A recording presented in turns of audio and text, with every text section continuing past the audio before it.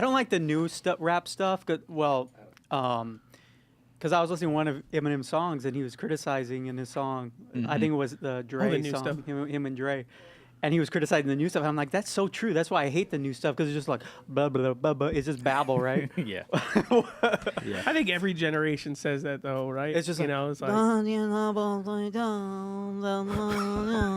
that's the new rap stuff, right? It's like, yeah. I think an average young person would listens to Eminem and all other stuff, and they go, you know, that's dated. But there's that's like boring, a story. there's not- It's like a story. He's a great storyteller. That's what I like about Eminem. It's great Yeah, well, storytelling, very yeah. intellectual. Like, you know, it's just not. Well, the rap game is completely changed because it's not about just selling albums. It's about selling your likeness, selling your image. So Yeah. it's all about your story, your shock value, how viral you go. nowadays. Nowadays. Right. Yeah. Yeah. Back in the day, you didn't have access to rappers unless you went to the concerts. Now you have Yeah. access to rappers right here. Their TikTok Yes. and everything like that. What yeah. they're doing in the news and stuff I just like listened that. to like a dope podcast from Jonas Brothers on an interview. Okay. And that's what they were saying. They were like, because I guess they came out with an album maybe 3 years ago. And in the interview, the dude was like, you know, did you guys do podcasts as promo 4 years ago? And they were like, oh, no, not even 4 years. Because they were on a podcast promoting their album. Yeah. And they were like, oh, heck no. 4 years ago, you didn't go on a podcast to promote your album. They were like, you still did, you know, E-News and you still, you know, went to traditional radio, 102.7 or whatever. And then they were like, this cycle for this album, and a lot of people may know the song, the, you know, Waffle House one, all that stuff like that. They go, we've had to partner with TikTok influencers. Yeah. We have to go on podcasts, and they're like, it's a very different means of marketing that even 4 years ago you didn't do as a musician. Or even now you see you see celebrities having to go sit down with this nerd in his mother's basement, you know, for a movie a movie that's releasing. They're like, you know, what am I doing here? like, but they could potentially get millions of people to come watch their movie, you know, through that guy's podcast. You know, like the whole gambit of marketing and promotion has completely changed during COVID in 3 years, which was crazy. And I remember speaking at a conference. If Sanaz was here, she would remember. I spoke at a conference in 2019, and it was when like TikTok was Musical.ly. It basically had just made that switch from Musical.ly to TikTok. And I had said at this conference, like, TikTok will be the next biggest thing, period. And a bunch of like pastors God bless and China. stuff like that. They were like, other people were telling me there's no way. God bless President Business Xi. people, they were like, there's no way that. They're like, it's going to beat out Instagram. It's going to beat out YouTube. And I was like, yeah, no, I think so. And at that time, it was still, you know, only just like, you know, dancing. Pretty much what it was still dancing in 2019. But I said, like, it's going to be, and I couldn't even have guessed that TikTok would be what it is today, because it's changed the scope. Podcasts are as big as what they are today because of TikTok, because you can clip them down, and then you can salivate people. You can give them tests. You know, you can give them taste through TikTok, and then now Instagram has copied with Reels. But that didn't, you know, 2020 that didn't exist. You know, COVID was the force multiplier for TikTok because everybody was just at home, and the creatives created really dope stuff with TikTok, and you know, blew up so now it's the movie industry, the music industry, everything, businesses. I mean, it's just made everything change how you're promoting nowadays, you know. And the promotion is connected to who has the most influence that I can collaborate with to influence their audience to trust my brand. So an example of that is Crocs. So a lot of people thought Crocs were trash, but you have the right people. So Post Malone, Justin Bieber. I was like, Eileen, I want my family to wear Crocs. I hate Crocs. Then Justin Bieber wears Crocs. Now she orders Crocs. You know. So you just See, get this the is how right I know I'm influencer. weird, because that stuff has the opposite effect on me. Okay. Because like I was the first one to rock the sock shoes, the black sock shoes, and then Ye started rocking them recently, and so I'm not going to wear them. The moment I see somebody wearing, because I'm a trendsetter, right? Got it. So I notice when I start wearing stuff, got it. then that's when Drake's will start to wear stuff. like that dope mohair sweater that I wore. That everybody clowned on in the viral video. Yeah. How I see It's Drake. literally the same thing Kid Cudi and Drake wears And then like Drake at every wearing it. premiere. Yeah. But I didn't wear it because I saw Drake wearing it. I wore it because I thought it was cool. And the same with the sock shoes. And now Ye's rocking the sock shoes. So I'm the type of guy where the moment I see somebody or a celebrity wear something I'll stop wearing it. It has the opposite effect on me. Am I weird like that? I don't think so. I mean, I've consistently my whole life thought that there were a lot of things wrong with you since we were children. I also but don't I don't believe think it. this I also don't believe in wearing shirts that advertise logos because I'm not getting paid for it. Okay. The way I see it, Nike has to pay me. If I'm gonna wear a shirt that says You gotta Nike, be sponsored, or or you're gonna cover it. Yeah. So that's why I go with off brands. What are you wearing right now? It says Diss Trait. I don't know. What is this? Trait. Where is it from? Like H&M or Listen. Zara or something like that? This is a Zara shirt. Okay. But this is why I bought Looks this very shirt. nice on you. This is why I bought this shirt. Okay, Because tell me why. this is the key to happiness and mental health. Okay. Mental peace. I'm listening. Right here. I'm listening. This quote right here. Don't believe everything you think. Okay. That is the key to happiness. Yeah. If you can implement that into your life, that is the key to happiness. So some 19-year-old working at Zara corporate in Cracked the Asia, wrote the most life-changing statement for you on a The t-shirt. meaning of life. Don't believe everything you think. I'm It's with true. it. Isn't it? I mean, Yeah. I think it's true. Yeah. So yeah. Believing everything you And think will so- get you into trouble. Yep, but yeah. And- so I'm weird, right? Let's and just it says establish 11:13 that I'm p.m.. weird. You know, Who knows then what that whatever says? that means. What does it say on this? What does it say on this side? Whatever time it is. Huh? I don't even know what this means. Somebody could tell me, like, Diss interpret trait? that diss trait or something. I don't know. What is the definition of diss trait? District? No. Sorry, I don't know why I even do Siri. What if it's like an Illuminati saying? Distracted or absent-minded? Oh, so don't believe everything you think. Okay. Distracted and Okay. absent-minded. Yeah. Okay. I get it. He seemed oddly distrait. There you go. There you go. Stay away from it. Stay away from it. Okay, so you're anti-trend. Well, let me ask you a question. If you see me next week and I'm wearing this shirt in a different color, I'm never wearing it again. I'm throwing it in but my that's fire called pit. But that's called influence. But he bought it at, So if you're a bought it leader, at Zara, where there's 10,000 across the nation with that yeah, shirt. but you I've know? never seen people rock You're the the Zara only shirts guy. I buy. The moment I do, they're done. got it. They're going to the trash. They're going to Goodwill. You respected my Gandalf shirt today when you saw it. Well, I actually have been thinking about Wore an this in your illustration honor. of that Yeah. because I was thinking to myself the other day, I was like, you know what? I'm kind of like Gandalf in the ministry, and Adam is Aragon Okay. because he's like the leader of this ministry, right? Okay. Okay. And I'm like Gandalf. I come and go. You never know when I'm going to come or go. And when I'm You're present, distraight. Yeah. when I'm present, you know, I'm present. I got that prophetic gift. The source of a wisdom. wizard. Yes. Okay. Your wizardry. And you know, and since I've kind of died like Gandalf, I've died and came back to life. Okay. As Gandalf the Gandalf the White. Gray, and now I'm Gandalf the White, right? So now I'm Gandalf the White. I've experienced hell. I descended into the abyss. I battled the Balrog, and I came out victorious. Okay. And it's been multitude of millennia, and I'm back now. Caleb's got book nerds geeking out right So now. now I'm like Gandalf. You're Aragon, right? So then I was thinking, well, who's Frodo in the ministry? Uh-oh. The people, the church. okay. They're Frodo. Yeah. And it's up to Aragon and Gandalf to lead Frodo to That's his destroy the podcast? One Ring The Yeah. People's Padres. because God destroys the works of Satan, Yeah. the works of Satan through the church. So who would be the golems, like the false teachers, like the false, Okay, the let's go false along with preachers, this like line. the ones who don't What do you listen to think? sound doctrine? As you continue this, don't believe everything you think. Okay. Hey. Hey, what do you?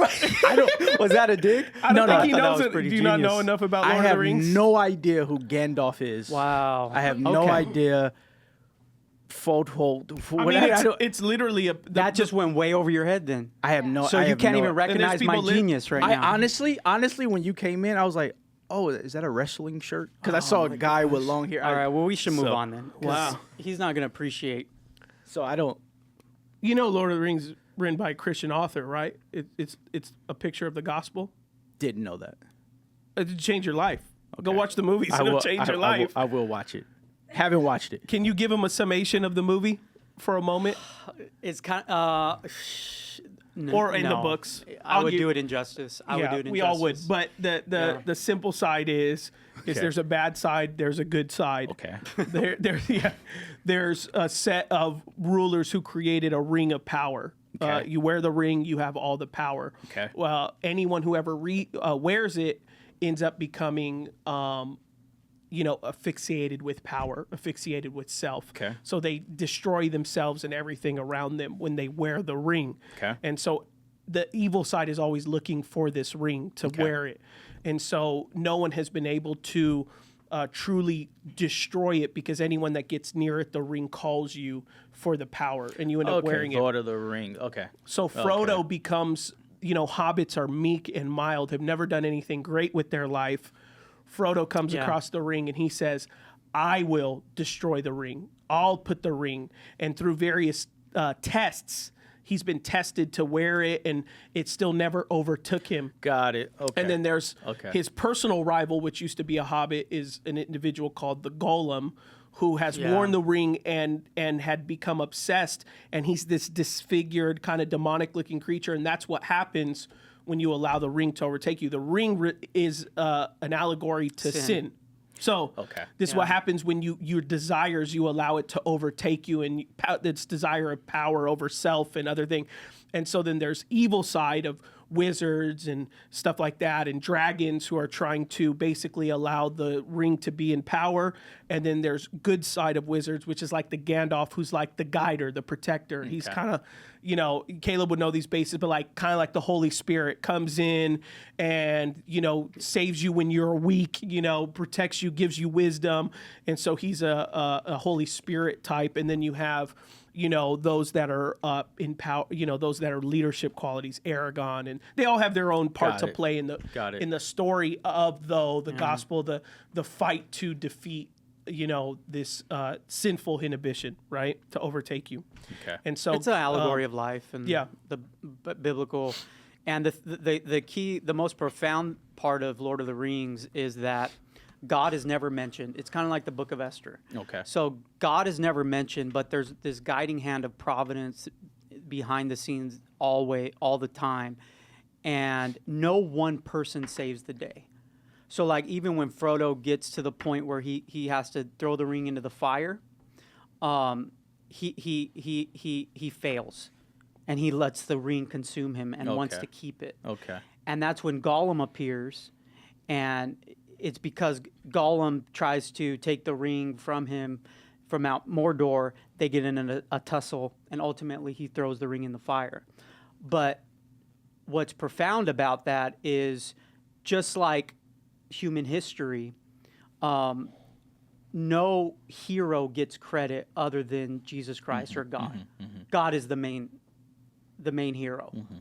So even though, that's why I say the church and Aragorn and Gandalf, like there's no hero of the story. They're all just players with different gifts, but ultimately it's God's hand of providence that saves the day. Like Old Testament leaders pointing to, we need a savior type situation.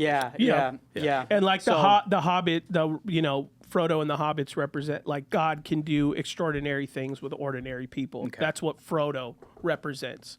So Caleb would say that, the people of the church will represent Frodo, because the average person in the church thinks, what could God do with me? I'm just trying to get through my marriage. I'm just trying to do this. The weak things of the world to confound the wise. Yeah. And the foolish things and the small thing, the weak to confound the strong, and the foolish things to confound the wise. Yeah. And so the hobbits represent foolishness and weakness, and the church represents foolishness and weakness. But it's through that vehicle that God conquers the works of the devil.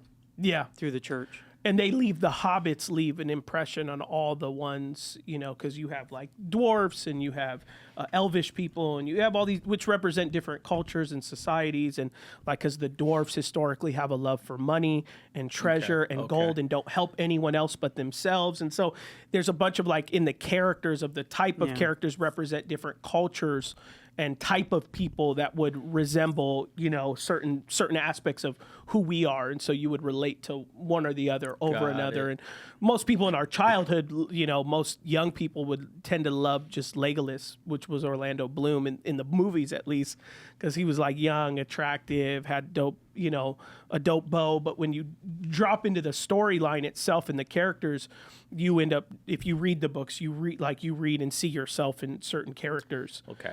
And it's meant to, you know, you to actually have to deal with yourself on who you relate to in the character. Because like you take like this character Aragorn, he's driven by principle, character, he's a guardian, he's a leader, but he also has a lot of trauma and he has a rightful place to be king that he's refusing, and so he's leaving people in behind in pursuit of you know, in pursuit of finding peace, but he's unwilling to step into a role that he knows he needs to be in. And so you have these quality and traits, like if you read the book you'd be like, oh, this is me, this is me, this is me, you know, like, so I'm gonna watch it. Yeah. So Tolkien was a Roman Catholic. He was a contemporary of C.S. Lewis, and every once which Narnia is the Narnia, parallel Chronicles to Lord of the Narnia. Rings. You know, that's C.S. Lewis is. You know.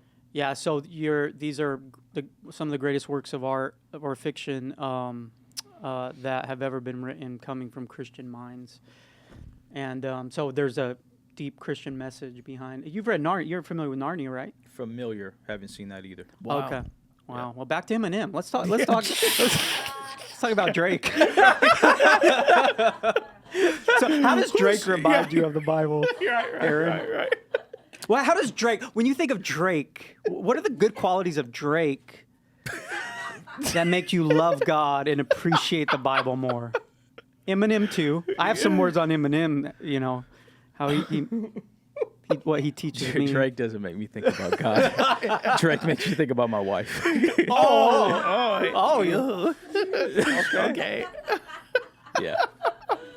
I respect Drake being able to not be identified with one lane and being able to continue that amidst all the critics. Is he a rapper? Is he a singer? What is he going to do about it? And he recognizes in doing that, there are certain people that want to box him and he won't stay boxed. I do respect Aaron's that. a music lover, though. So, like, what we could do with fiction. I know. And you and I were just. I've never heard one Drake song. Oh, wow. Really? Well, you Never had heard to one have. Drake song. You've had to have. You just can't remember. Maybe.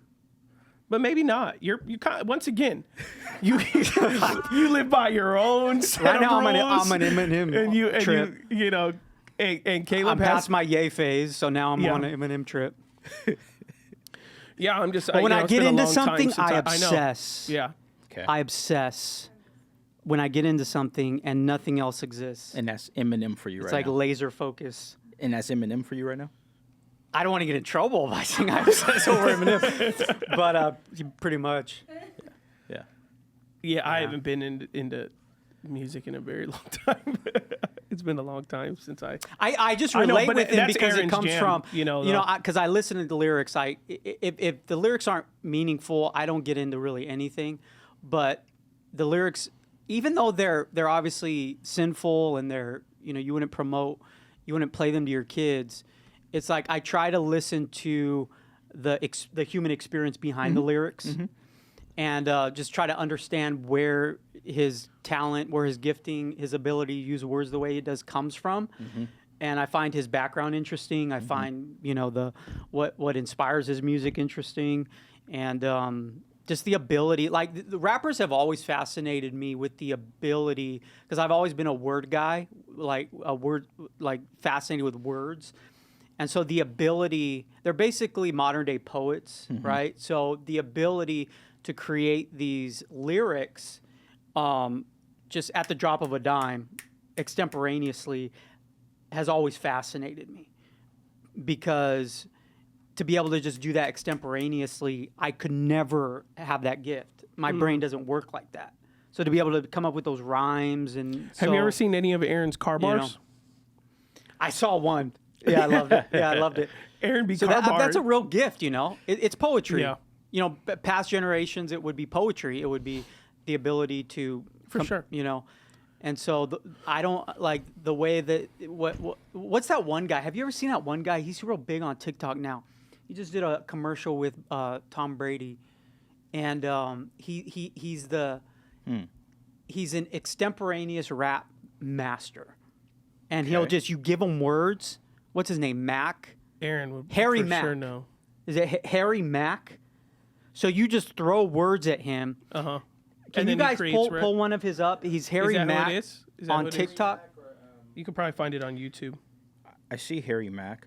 Oh, is this the freestyler? The freestyler, yeah. Yeah, he's spectacular. You've heard him? You're familiar? Yeah. Because he goes to like different beaches and stuff like that. Yeah, people give him a word and rap. yeah. I think you type in on YouTube Harry Mack and Tom Brady. Guys, I'm in the presence of two legends. I'm very excited to be here with you guys. My name's Harry Mack, known for All the Way Live off the. Okay, good. You got the context. Does he rap in this? We're gonna do some freestyles. Yeah. Oh, they're gonna give. Okay. Is a few words from you guys. How about Shelby? Yes. Wizard? Spiral. Oh, yeah. Spiral. Spiral? I got you. Okay. Spiral. What you got for me, Tom? Gold, electric, Hertz, Hertz. Oh, why not? alligator. Alligator. We got 4 from you. We got 3 from you. 4, 5, 6, 7. So we got as many words as you have Super Bowl rings right Hey! Pew, pew, pew, pew, pew. now. We're gonna have some fun. Y'all ready? I'm ready. All right, let's get it. Okay. Yeah. Okay. Yeah. This is how Jermaine starts rap. Okay. Yeah. Kill it right off at the top. Hey, that's what the people go tell me. I'm pulling up in the Mustang, pulling up in the Shelby. Yeah, y'all know I'm bound to kill them all dead with the verse. Hey, I'm pulling up in the Mustang, it's the Shelby, I rented from Hertz. Yeah, Mac all up in it, I'm the one that can't see. When I rhyme, He's doing Hertz ads. He's big now. Yeah. And I really put the pedal to the metal. When it comes to freestyles, Mac don't settle. Y'all know I go against the grain when I'm flowing off the brain. I'm the freestyle rebel. I get it poppin'. Yeah, cold as a blizzard. I turn the mic to a wand. My last name is Potter, and now I'm a wizard. Can you do that? Are you at that level? That blows my mind. When I was in high school, I used to do that. Quick? It's just practice. Yeah. It's just practice. Cats like that, they do it all day, every day, right? Yeah, you do that. The more you do it, the more that you just have stuff in you. Kind of like the more you preach, like then your prep process gets shorter and shorter. Yeah. And the more you could do it impromptu. Yeah. One of my friends in college, his name was Blaze, and he was a white dude, and he could do that. We would go in a it'd be like his party trick. When things would start to die down, he'd be like, someone give me 3 words, and then he'd just yell at 3 words, and then he would just do it. But Blaze is like he was like white.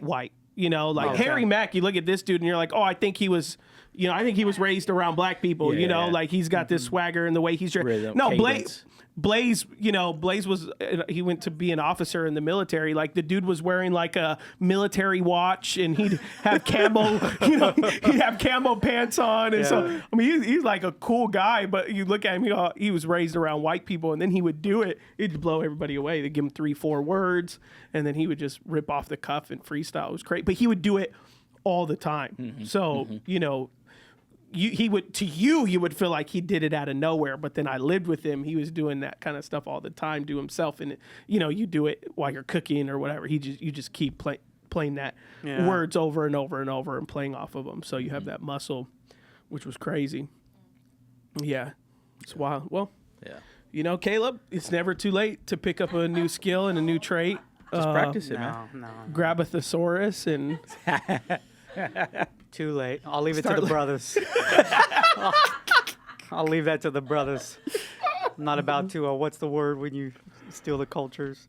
That they accuse him of. Appropriate the culture. Yeah. I will be accused of cultural appropriation. Got it. Even though I'm like Eminem, I was raised on the streets. You said that on a previous podcast that you were. I was raised on the streets, bro. Blood and Crips. Blood and Crips, Club Shadrack, bro.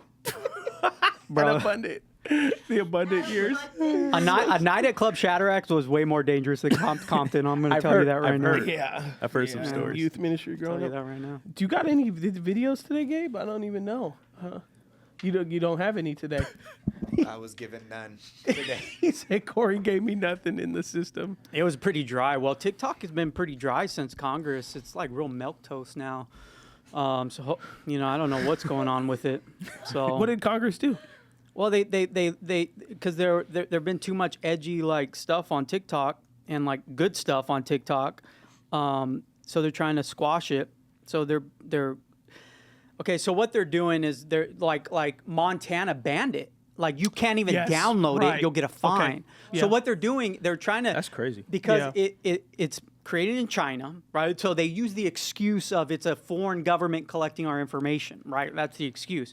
The real excuse is it takes away money from the American companies, Facebook, Instagram. So all those lobbies are trying to lobby against TikTok because it's taking away from their money. And so, anyways, I just noticed that it's gotten real, just milquetoast and soft lately because of that. It's just like, and you get like Fox News, CNN clips. It's like, I'm not on TikTok to watch mainstream garbage. Here's where I gave up on Instagram. You want to know when I gave up on Instagram?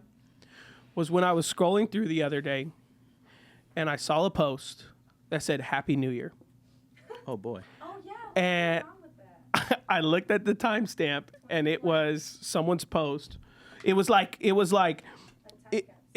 the caption, but the person was doing whatever, getting out of their car or whatever. Because on my Instagram, I got like cars and watches and all, because it learns you or whatever, right? So I'm like looking at a car, and then I read the caption. It says "Happy New Year," and it's showing me posts from 6 months ago.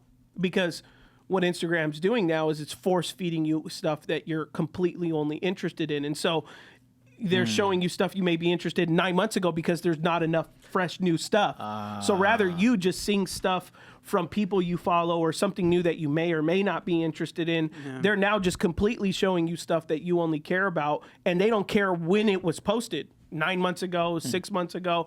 So I've consistently, every time I'm seeing stuff on Instagram, I'll look at the timestamp. It'll be 3 months ago, 2 months ago.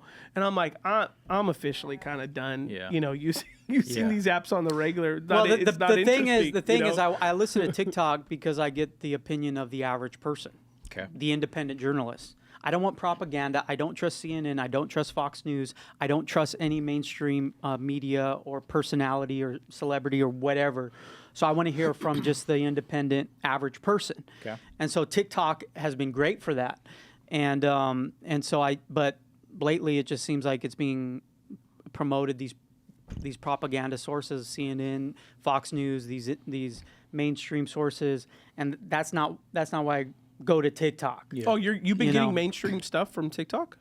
More. Oh, really? And just less relevant. Like, there's still good stuff. Like, there's been some Robert Kennedy stuff that's been good about the medical system and stuff.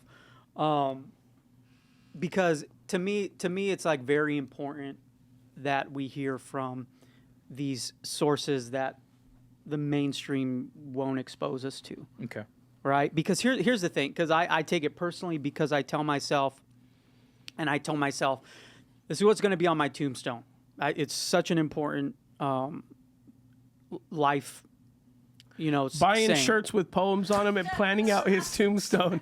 You've been really reflective lately. This quote will be on my tombstone. Yeah. And another quote that will be on my tombstone. Caleb's gonna have a 20-foot tombstone with just thoughts and quotes, Lord of the Rings quotes. Yeah. Well, the real Slim Shady, please stand up.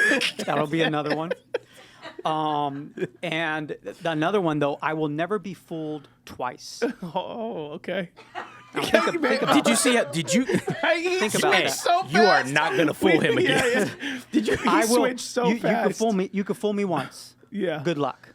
You could fool me once, but I will never be fooled twice. Okay. It's amazing how many people there are in this country and in this world that love to be fooled. Okay. They just love to be fooled.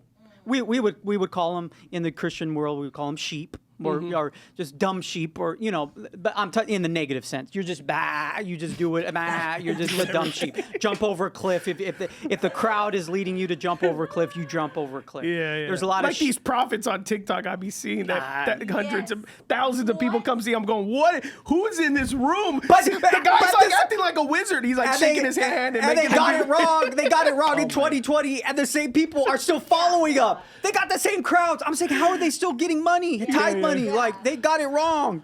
Anyways, I was watching Deliverance on TikTok, and I'm seeing these pastors doing like leg swipes. I know who you're talking about. And then the person falls out, or they do it in a certain way, and they do it in a certain way. Suits and stuff like that. Yeah, I was like, what is this? And the room is packed. I give anybody permission. I give anybody permission. If you ever hear me, if I ever get behind that pulpit again, if you ever hear me, if you ever hear me prophesy, and I make a prophecy, and it doesn't come to pass, I command you to leave. At least leave me. Yeah, hold on. I don't want you to leave. I don't want them to be affected. I don't want them to be affected. People are wondering why Caleb ain't preaching yet, because he's commanding people to leave the church. If I ever prophesy, it doesn't come to pass. Don't. But here's the thing. Going back to what I said, I will never be fooled twice. Okay. Some of you are going to be liberated right now from this truth. This is a prophecy. Did I say? I didn't say that, bro.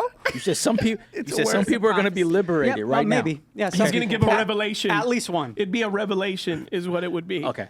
Well, okay, it's not that deep, but I will never be fooled twice. And here's why I say this is the importance of TikTok for me. Right? Okay. It's not just fun and games for me. It's serious because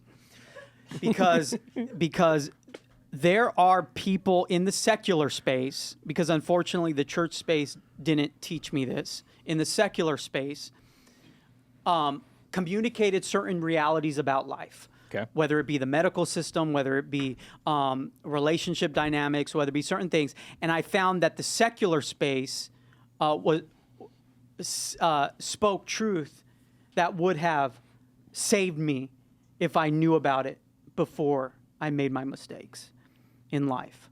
So I told myself, I will never be fooled twice. So that's why this information, this alternative, independent information, even some conspiracies would call it, is very valuable to me. Because there are certain things that if I knew before I had the medical procedure 7 years ago that did a lot of damage to my life, if I knew about that, I would have saved myself a lot of pain and heartache. And so I promised myself I will never be fooled twice. You'll never pull the wool over my eyes again. Now, in that particular instance, it was the medical industry that pulled the wool over my eye, pulled the wool over a lot of people's eyes. And the thing is that the issue is informed consent in regards to medicine. That specifically, because I don't want to end the procedure that ruined my life. My problem comes with the lack of informed consent.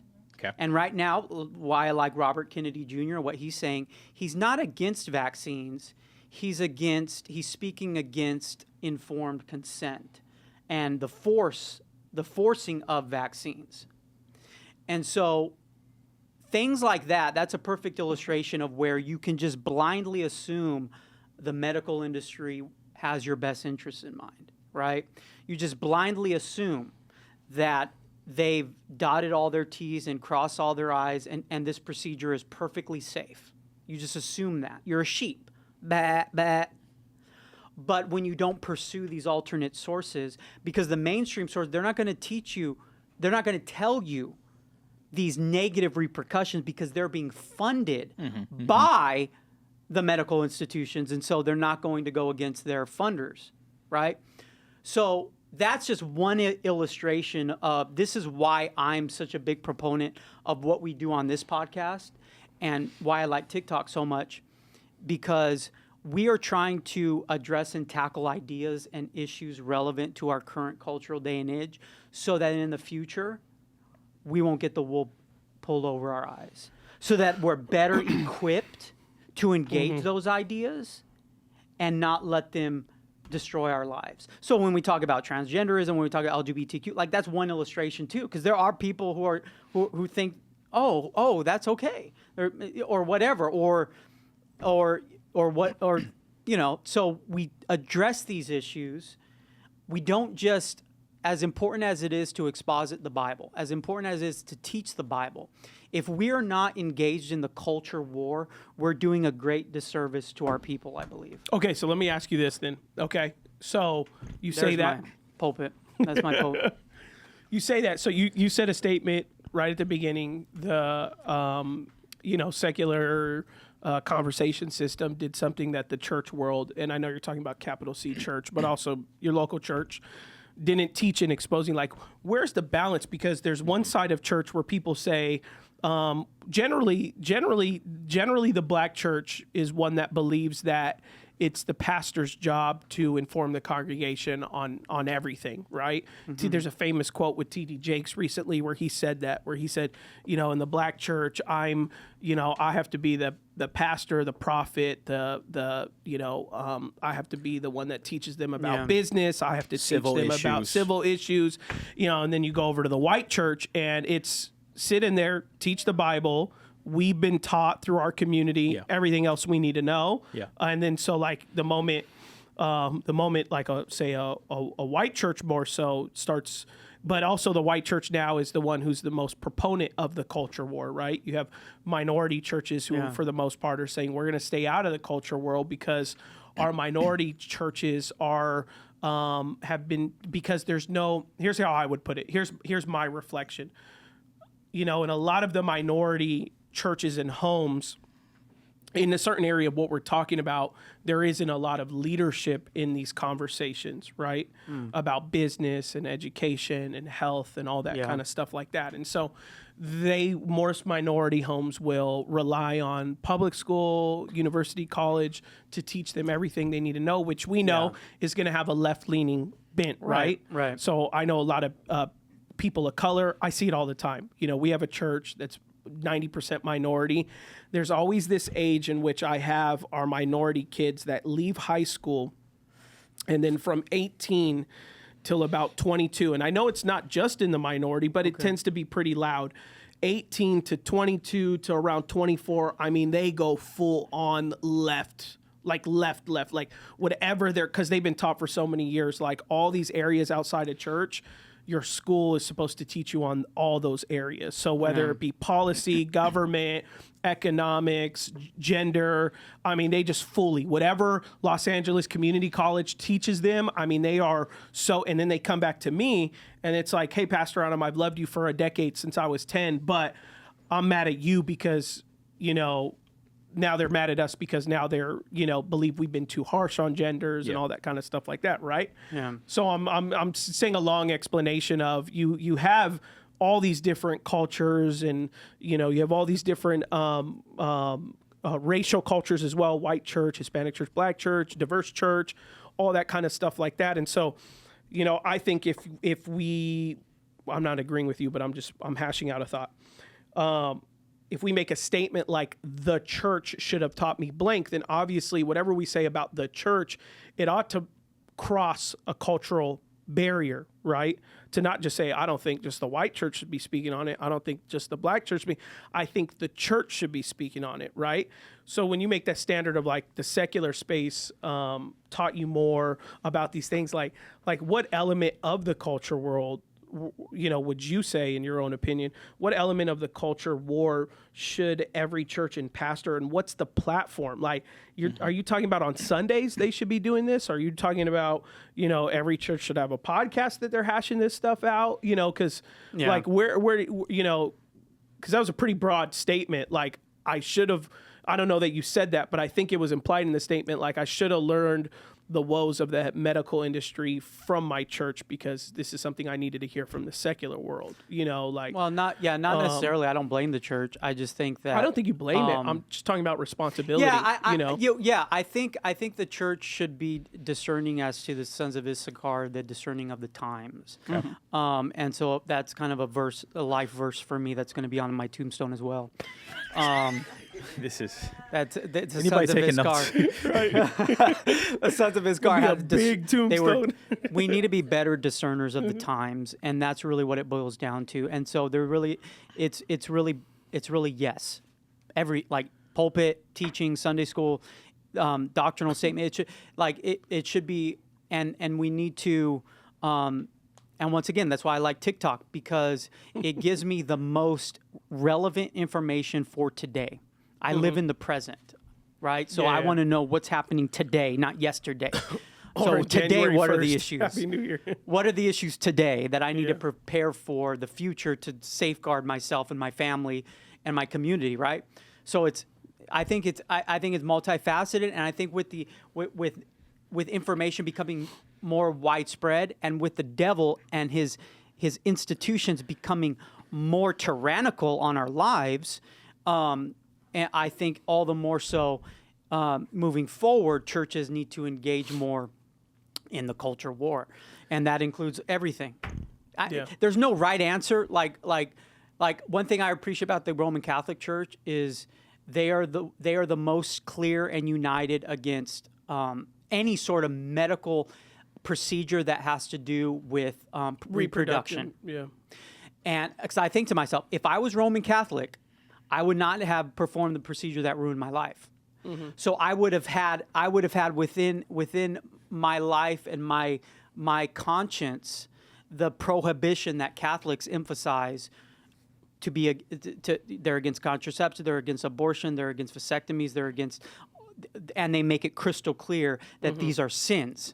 Now, for me, that would have helped me tremendously, and knowing that, and so just being crystal clear, I think, of these things that are in the world that can do great damage to us, and like I said, not everybody in the Protestant church, you're not going to necessarily have full agreement, but at least I think we need to have the conversation.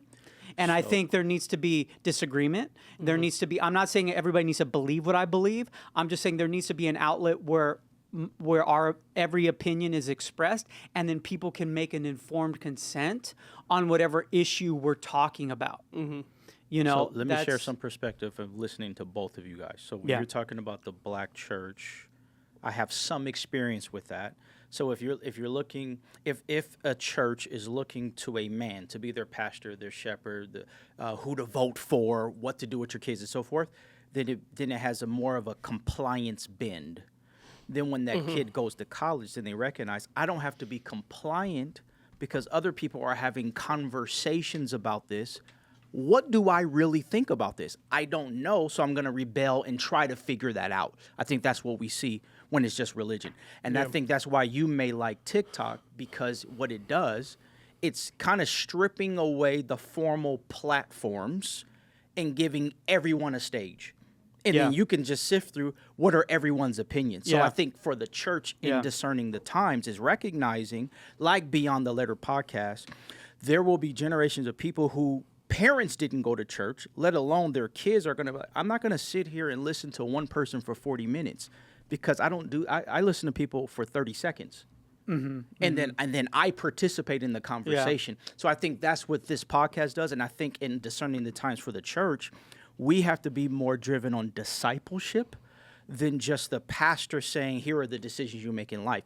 So as we are giving on Sundays more instructions on how to interpret the Bible, what the season of our community is going through, then that should get multiplied in the leaders of the church that have the relationships with people that are facing decisions about, hey, I'm about to have a procedure with my son. Hey, I'm going through this issue with my parents.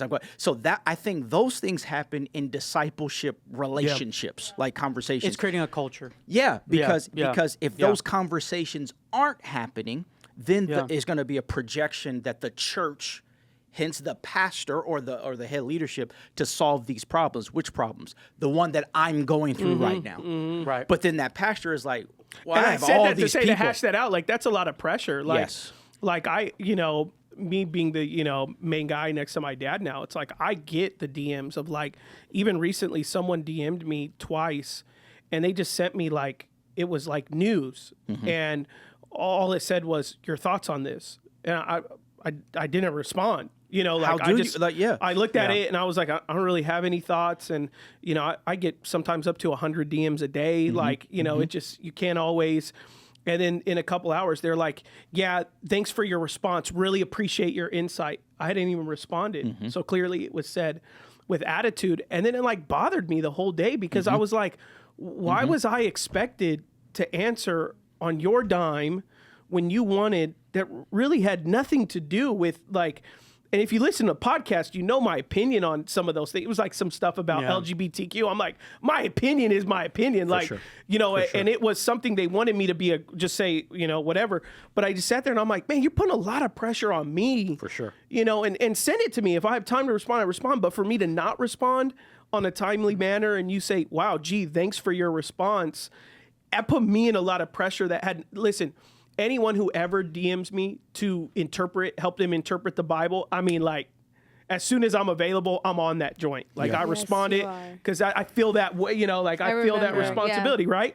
But then when you like, you know, when Disneyland has a, you know, whatever, you know, something, what are your thoughts on this? Like, yeah, of course I have thoughts on everything. Or you send me something, you know, Trump's going to prison. Like, what do you think? I'm weighing like, do I respond to you? Do I know who you are? Is somebody going to screenshot this? Exactly, is this going to be forwarded? Is this between us? Am I helping you? Or are you just wanting to get my soundbite?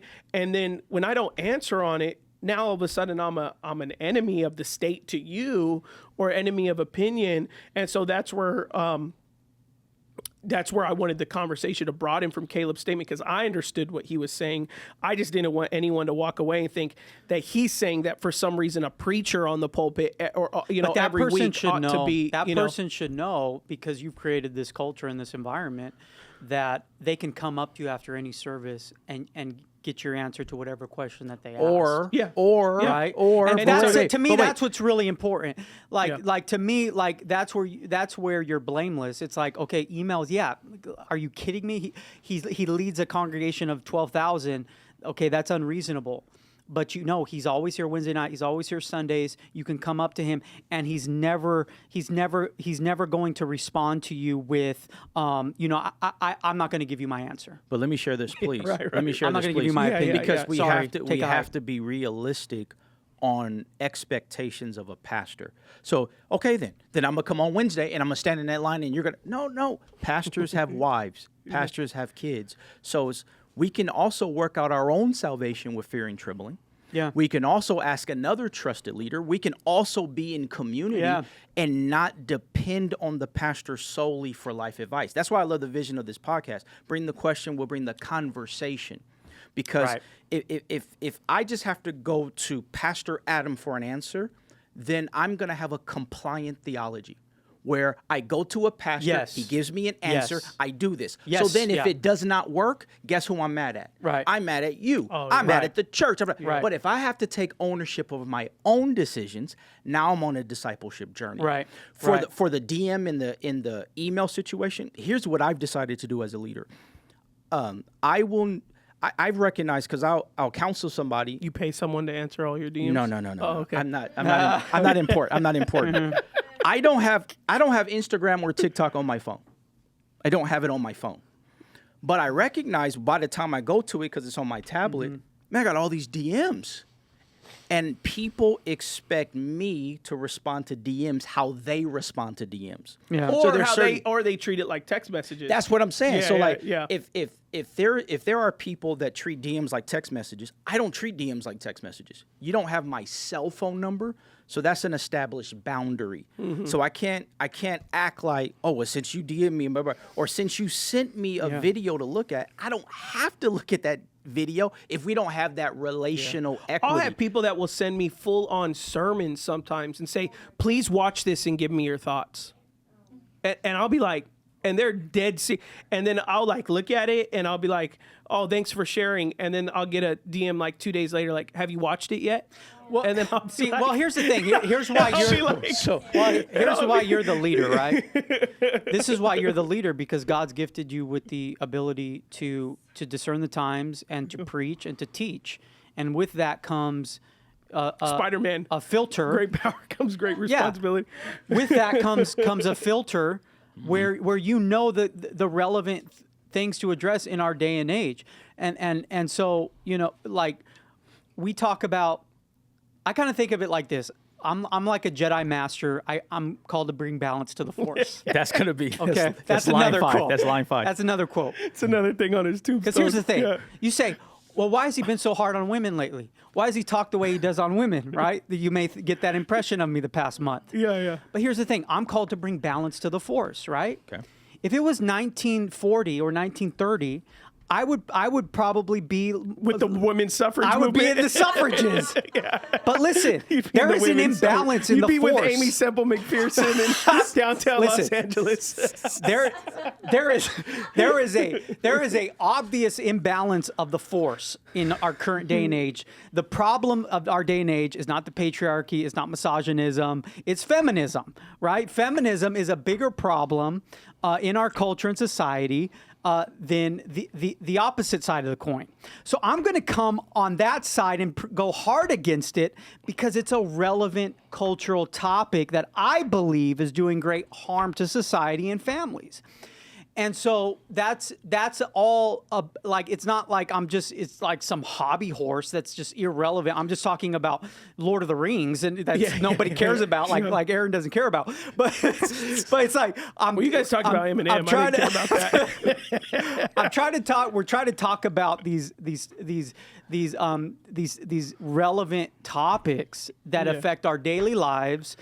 And so, like, sorry, I can't be burdened to listen to everybody's hobby horse sermon series on deliverance or how the 7 horses of Revelation represent the that's where I get hit up the 7 most. tribes of Judah or whatever. I get DM'd the most on end time stuff. Yeah. I get DM'd the most on deliverance stuff. And then I get DM'd the most on like a cultural issue, particularly usually like LGBTQ, right? Yeah. And it's rarely set up of like, hey, here's my opinion. Am I right for thinking it? Am I not right? It's not like because I get a lot of those too, and those I usually respond every time because I really respect. Like they approach the DM more like a wrestle. Like, hey, I got turned on to this thing. It sounds right, but it don't feel right. This deliverance thing or this thing here, or that thing, and what are your thoughts on it? Then I'll tend to take time because I'm like, I want to help this person wrestle or be very honest with them and be like, I'm still wrestling with that. I don't know. Yeah. I don't have an answer for you. But when it's like, watch this, tell me your thoughts. And basically what I get the feeling like you're weighing my answer upon what you've already decided. And if I don't give you the response that you're looking for, you're going to come back, which does, because sometimes I will respond. And then it's like, no, but, and then now you're hitting me. Yeah. And I'm like, wait, are you trying to change my disciplines in my preaching? Are you trying to change the way that the Lord has called this church to go? Like, are you trying to pivot us into a direct, you guys don't do enough blank, you don't do this, you don't do that, and I'm like, well, it seems like you get enough. You sent me 3 videos on the topic. What are you missing out on? Well, no, everyone else in the church. I'm like, no, anyone else who's interested in the topic you're interested in. I mean, there's an encyclopedia on YouTube that anyone can find the type of information that they're trying to grow on. And you have the Holy Spirit and I have the Holy Spirit. And if you use the Word of God as a basis level, we can find out really quick whether it's biblical or it's not. I mean, we're all... maybe I have a small better inclination to come to the answer faster because I have a biblical education, but outside of that, for sure, we all, have the ability. And so that's the stuff that generally, which I get a lot, but that's the stuff that will tend to get under my skin a lot more, that it treats me less humanely. And it's like, and then if I'm not done it on the time, I think of one in particular recent, like, they were on me 3-4 times to watch this thing that was 2 hours long. It was like a docuseries. Got it. To watch it, DMing me. And over a course of a month, I'm like, I've not gotten to it. I apologize. Like, I have a lot going on right now. They stopped talking to me. Like, that's where I go. Like, well, that's it. Well, that's and I think that's important to clarify because the average person, you're right, is kind of, well, not the average person, but some people are like that, where they get into something and they think it's so important, and it may be, but they learned it on a documentary or a sermon, and they say, you gotta listen to this. Well, it's like, well, I have my own interests and passions, and I only have so much time of the day. So just come up to me after service and you teach me what you learned. Share it and with me. I'm Yeah. here all day for that. Yeah. I want to learn from you. I don't have time What to did you listen take to away this from other it? guy. Yeah. But if this spoke to you, you communicate to me why that was so impactful and teach me something, and maybe we'll go back and forth. Maybe I'll agree, maybe I'll disagree, but we can have a conversation because I care about you. I don't necessarily care about this guy or his teachings, but I care about you. Yeah. So, like, let's talk about it. I'm all for that. Yeah. I've been doing that a lot more you lately. know- It's like someone tell me like, oh, I listened to this message, and they're not telling me to listen to it. They're just like, oh, I listened to this message, or I went to this conference. Okay. My response nowadays is, oh, well, tell me what did you get from it? What did you learn from it? Yeah. You know, rather than, because what they'll say is, they'll follow up maybe like, I'll send it to you. You should check it out. Or you should go to this conference next year. I'm like, first, I want to hear what you got from it. For sure. Yeah, 'Cause if yeah. you got something I'm not interested in didn't getting, stick. then I'm good. I did this so much, man. My Like- earlier years continue. I'm sorry. Yeah. I'm just thinking about myself, like, Yeah. because I was that guy. I was that guy for, my zealous young years of Everyone should be listening to what you listen to when I was in a terms of- Calvinist and you and knew stuff. it would drive there. Man, I remember one example. When I first started when I started not believing in tongues. Now I'm not in this position anymore. I ascribe to our church's position, but when I That'll be on his tombstone as well. He spoke in tongues. I heard this sermon series by John MacArthur, 1 Corinthians 14, and like it was this like huge revelation to me. And every charismatic man, from my dad to John people Bevere. in this church, I was like, you got to listen to this 10-hour sermon series by John MacArthur, because this is the one interpretation, and it blew my mind, and it's the truth, and we're getting it all wrong, and you got to listen to 10 this. hours too. Yeah. And I think he's literally the only person that's ever interpreted 1 Corinthians 14 the way he did. In 10 hours. But it was like, and if you didn't listen to, you don't really care, and you don't want to learn. You don't want to really learn. Yeah. See, I was that guy. I know what you're talking about. And there's still a lot of those Yeah. a lot of those type of people that exist, and that's why I wanted to clarify. Like, what Caleb is speaking on is an open conversation to, be able to allow dialogue that isn't religious in structure. Like, oh, we can't touch that, we can't touch that, but in the same sense of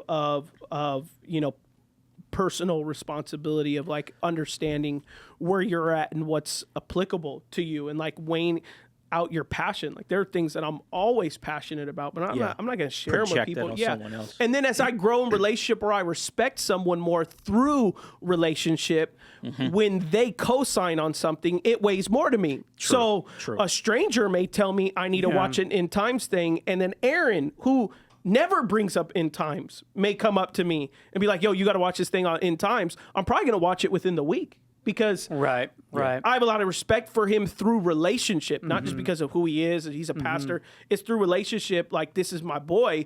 He's going to recommend something. Or Chelsie says something like, hey, I saw this thing. You should really check it out. I would love to know your thoughts on it. I'm probably going to do it, because I have a lot of relationship and respect there. Whereas if someone comes off as a zealot who I have very little relationship with, who I already feel like there's already a microscope on me depending on how I respond or how often I do it, then immediately, because I'm more of a rebellious spirit, immediately my heart goes to rebel. Like, Don't I tell just me to don't do want. anything. Yeah, don't tell me to do. Don't tell me how to think.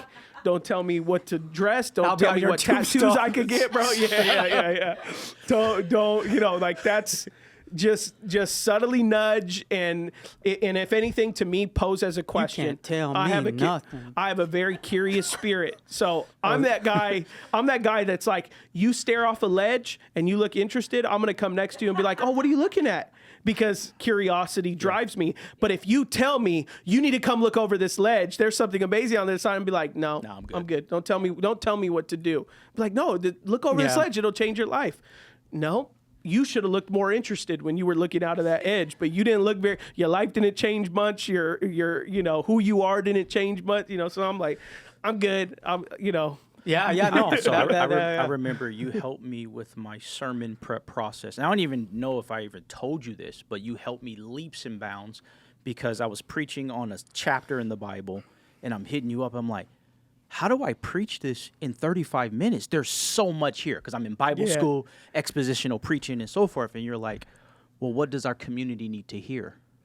And I wasn't thinking of it in that lens. I'm trying to be true to the text. So then from that, my prayer shifted. Oh, in my prep, sometimes there's just things that I need to know and live out myself. Mm-hmm. Yeah. Then there's a difference on, okay, Lord, what do you want for the community? And I think sometimes, like when you talk about when we have a certain passion, everybody needs to know that. In the Bible, that it gives like credence to what Mary said in the scriptures. Mary just treasured these things in her heart. Yeah. So there's certain things that I read, certain things that I'm into and so forth. It's just for me to chew and treasure on. Not necessarily project that on someone else. And then if I have an opportunity to declare it publicly, praying more for what others need than what my passion is. That's helped me leaps and bounds to be more of an effective communicator. Because if I just make it about me, then my sermons will sound like my season. Then I'm only communicating to blended families, biracial families, people that are married to Mexicans. No, because I'm thinking about me. But if I'm praying for the community, it will be less about my passions. And more about what the other people need. So. Yeah, definitely. That's and key, I think in that conversation, I remember saying something along the lines of, you know, if someone is expecting you to fit everything in 35 minutes, then they probably aren't reading their Bible, which you shouldn't even concern yourself with them anyway. Like, because if a person's like, Aaron, you should have fit in versus blah, blah, blah, blah. Well, there's a lot more. You know, hopefully you're living out your Christianity for the rest of your life. So we have a lot of time to get to those passages. We have a lot of time to get to those verses. You know, some churches who preach expositionally, I mean, if a church preaches verse by verse, which is why, for me, one of my convictions isn't necessarily to go verse by verse, because you could spend 10 years only in 2 books of the Bible, literally, which there's 66. You know, I would rather, as best as possible, try to teach the congregation as much about all 66 books than just about 2 books that then I've heard sermons over the years for MacArthur where he's in the New Testament, but he's having to go in the Old Testament to build the framework for what he's trying to do, you know, rather when I think if you address at certain times, I think there's positives on both sides to speak expositionally and topically. But if you preach topically, you could help people understand much more of the theologies and much more stories that back a lot of the New Testament stories if you touch them in the Old Testament. Like, the more you can visit that, and only bigger churches that you get that preach expositionally, they have service sizes enough where they can do a Sunday night or a Wednesday where they're touching Old Testament. But the average, you know, average church in America who's doing expositionally, they're just, you know, 1 or 2 services on Sunday, and they're in Matthew for 9 years, you know,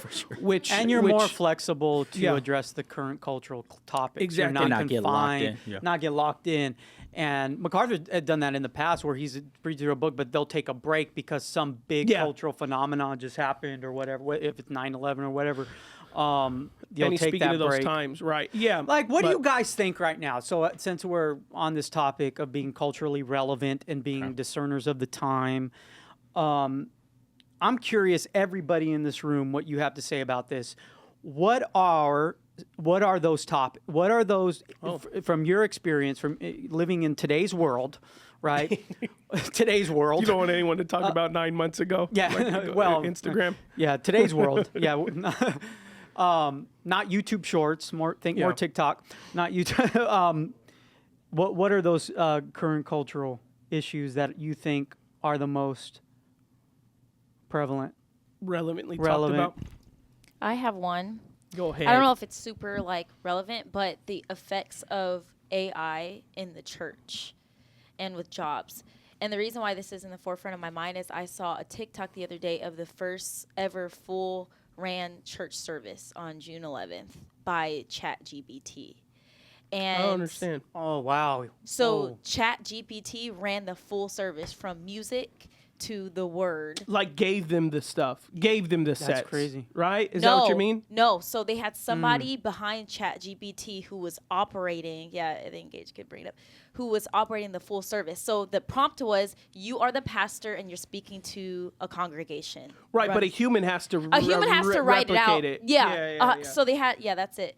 So I'm curious to see how AI is going to affect positions within the church, preparation of pastors and even just jobs within the church. I think that's something that's super culturally relevant within the church and just outside secularly. Wow.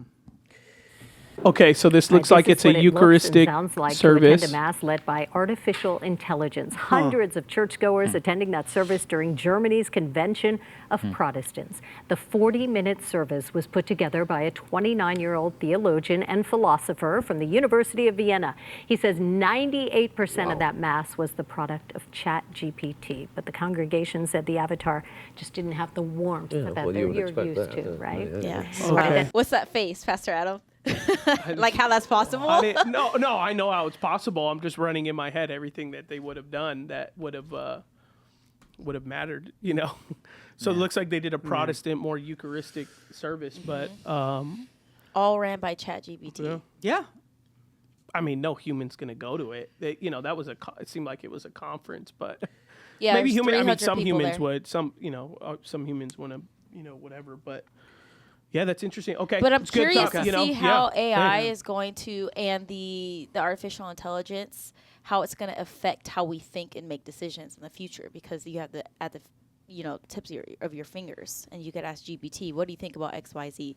So we already have a difficult time thinking for ourselves. So I'm curious to see how that's going to affect the next generation and their thinking. Yeah. Quick shout out to Gabe for that real-time producing. That's right. Quick shout out. That's That's a good stuff. quick slap up. So- Yeah, that's interesting. I mean, I could go hours on that. Yeah, but, let's not talk about them. Let's just go throw run them through. out there, Yeah. and then Yeah, exactly. Because then Nancy, we'll, what about you? Anyone got anything? Nancy, you got some? Just cultural issues in general. It doesn't have Yeah, to be, like, are there any Christian hitters? related. Yeah, I mean, yeah, that Or could. does it- Yeah, no, Oh, okay. yeah, I think anything. Yeah. I don't know. I think a lot of things like on my TikTok feed is like a lot of entrepreneur stuff. So I'm just curious to see like how the jobs back in the day you would stay for like 30, 40 years, and now all these, Gen Z millennials are. I even feel like, oh my gosh, should I start a business, So I think it's just like interesting to see how it's going to play out with schooling. Back then for me, it was like, go to school, get your education. I got my master's, do this, do that. But now I'm like, I don't think I'm going to tell my kids that. Yeah, education is important, but I'm like, if you have a skill and a talent, then that's going to be something. So I think just the shifting of, obviously I don't have kids, but the shifting of raising your children in our society. Yeah, I think that's going to be a big one. yeah, that is. So that's mine. I'm a very simple guy. So for me, it's the kitchen table has just been lost. Conversations at a table with your family, as opposed to everybody like this. Yeah. So just the time, so I think the fathers are being erased from society with entrepreneurial pursuits. I got to win now at the loss of my children. So that's what I'm very sensitive about. Just will men have the space in their pursuits to win their kids? So that way the pursuits that may be in you, kind of like you see some sports dads that are just living through their kids. Yeah. I wonder if fathers, so yesterday, Faith told me, because we were talking about Juneteenth, and Faith told me, I want to teach people in a Christian school. She told me that yesterday. So then I said, hey, Faith, I think you can run a Christian school. So here, like a father saying that to an 11-year-old is very impressionable. You see what I'm saying? Like my dad thinks I can go bigger than what I said. I think that's a huge cultural issue. Like the word, like God made the world with words. So I think men can make their kids with words. So that needs a kitchen table to like really speak life and have the time. And that's why I'm nervous about TikTok. While it's removed formal stages, it's given everyone a stage. So when you talk about, sheep, there are sheep that are sharing their opinions that young people are gobbling up and is leading them astray. So it's just the wisdom of a kitchen table to like, hey, let's look at this video. That is funny. What do you think about that? And that's where the kitchen table can really help families filter through what children as they're processing. Because I got to think about TikTok through a 10-year-old lens and a 12-year-old lens. because that's my kids that are at my kitchen table. Yeah. But where are the men that will help frame their mindsets? Yeah. That's I see as a huge cultural issue. Mm-hmm. Yeah. Yeah. Yeah, right on. All Yeah. right. Well, my thing is probably, I'll just say one. I can think of a number of things, but my biggest thing is medical tyranny. I've said this in the past that white coats are the new priestly class of our day and age. And if you didn't see it during COVID, if you didn't see it in 2020, you're asleep. If you have not seen the potential of what medical tyranny and what a white coat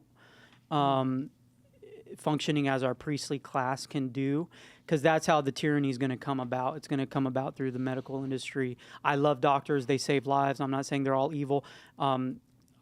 Pastors are just as dangerous, and I'm a pastor. For sure. So there are a lot of pastors that are dangerous. There are a lot of doctors that are dangerous, and we don't speak enough about it. And this isn't medical advice. You know, talk to your doctor, trust your doctor, blah blah blah blah blah blah.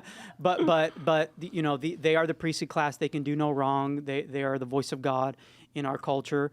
And in the future, when tyranny takes place, when I believe it's going to come through the form of through the medical industry, and I think COVID should have woke us all up to that potential. And, is that what made you believe that's going to happen, COVID? Like, what sparked your ideology in that? First of all, my experience 4 years before COVID, and then when COVID happened, I was like, oh my God, like, because that industry was the enemy of my life in 2016, and then COVID happened, and it was almost unbearable because they were breathing down our necks, and they were forcing us they were controlling our lives. They're forcing us to get injections. They're forcing us to shut down our churches. They're forcing us to keep our kids home. It all came through the medical industry as the guise, and for your well-being, your public health. And so it was incredibly suffocating to me personally.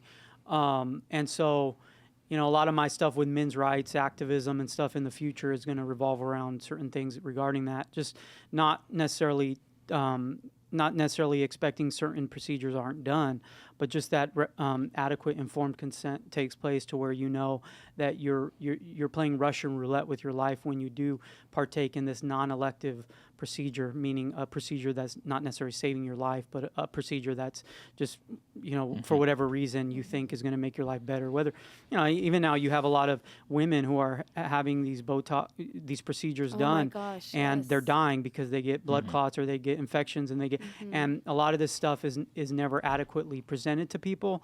I think circumcision is another big thing.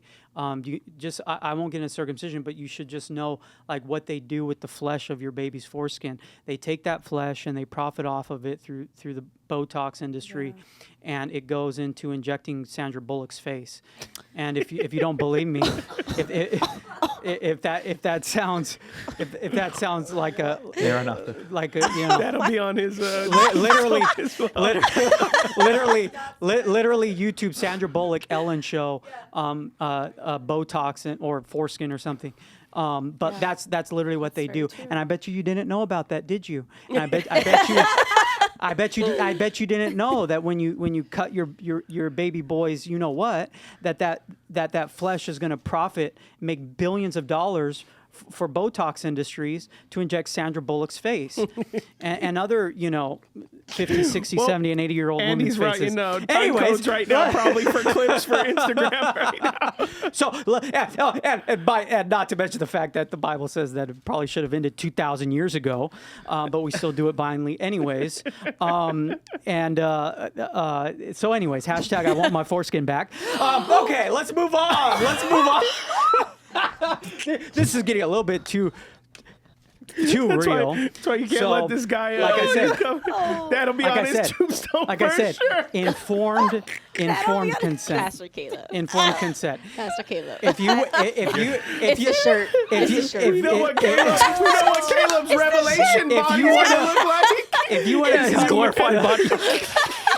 Glorified body. House weight. Oh Hey, Corey, you can edit that. Corey. But that was very cathartic, and I'm sure it was. He needed that moment. How do you feel, Pastor Caleb? Some babies are gonna thank me for that in the future, babies. Corey's like, oh man. I don't even know what part you would edit. Pastor Caleb. That was great. Anyways, I am against. I'm against transgender surgeries. I'm against genital mutilation in all of its forms. But I think also transgender surgeries, which is a big topic nowadays, with our children. And now in California, you heard this bill passed where I don't know if this is true or not. It seems to be true from the sources. But if your child wishes to transition and you don't, you don't agree, the state can take that child from you. If you don't agree. And so these laws are getting pretty crazy nowadays. It's like Canada's been there, and but that's kind of how it is. Yeah. But let me just end with, we love you, doctors and nurses. You save lives. But also, just as I do, and we do, and we always have confronted issues in the church and issues with pastors and leaders. I think there are other industries hospitals aren't, or the pharmaceutical industries and off limits, or hospitals. Other industries that deserve criticism, and we need to be aware. And that's the thing; it's informed consent.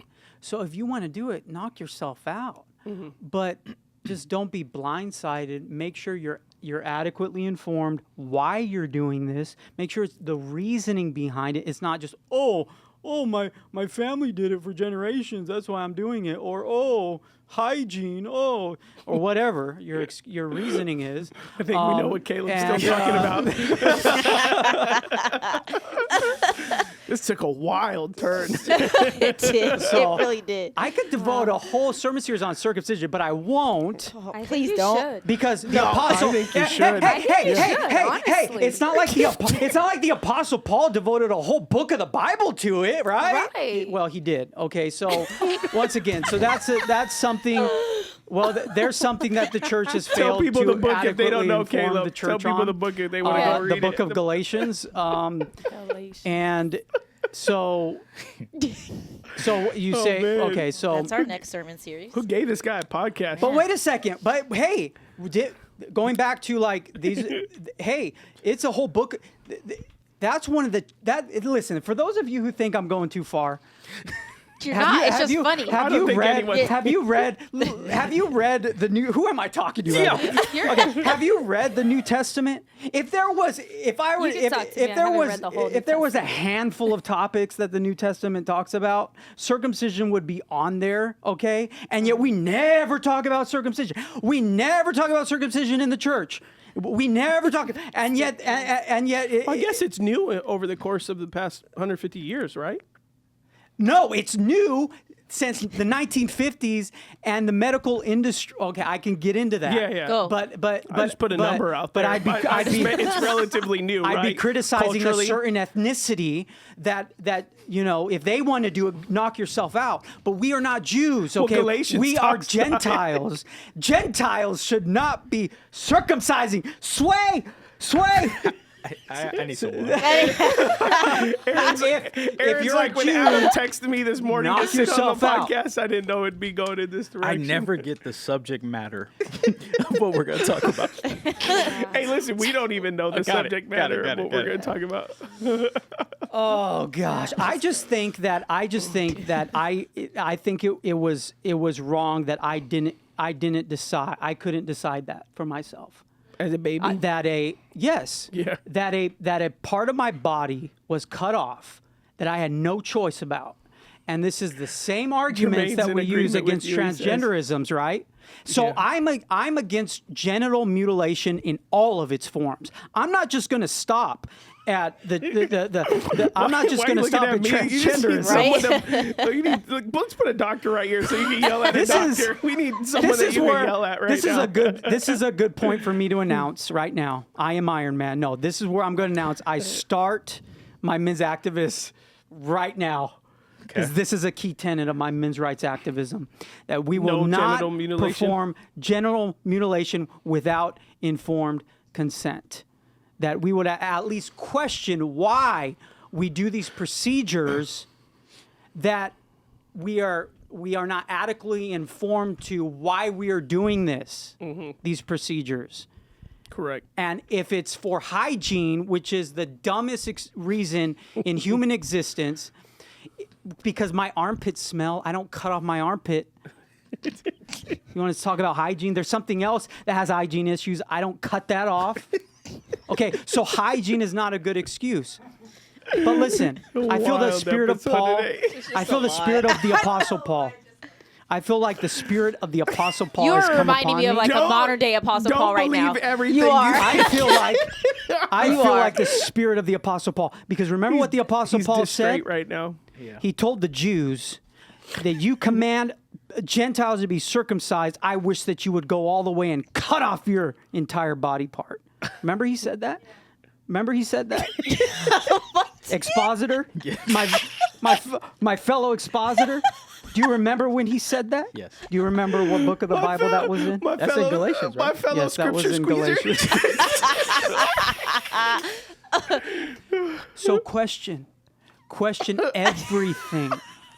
Everything. How did we get here?